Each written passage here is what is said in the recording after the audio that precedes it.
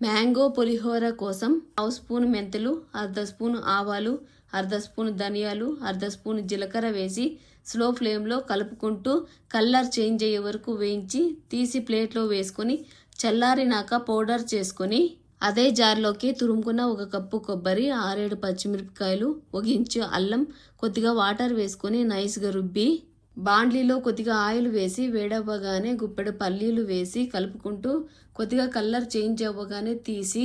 అదే ఆయిల్లోనే 1 స్పూన్ ఆవాలు, శనగబ్యాళ్ళు, ఉద్దిబ్యాళ్ళు, కొద్దిగా గోడంబి వేసి 1 నిమిషం వేయించి 2 పచ్చిమిరపకాయలు, 4 ఎండుమిరపకాయలు, కరివేపాకు, 1 కప్పు క్యాప్సికమ్ము, అర్ధ స్పూన్ పసుపు, తురుముకున్న 1 కప్పు మ్యాంగో, రుబ్బుకున్న కొబ్బరి, 1 స్పూన్ సాల్ట్ పొడి, మసాలా వేసి మీడియం ఫ్లేమ్ మీద కలుపుకుంటూ ఆయిల్ వదిలే వరకు వేయించి 250 గ్రామ్స్ రైసు, వేయించుకున్న పల్లీలు, కొత్తిమీర జల్లి అంతా కలిసేలాగా మిక్స్ చేసుకొని సర్వ్ చేసుకుంటే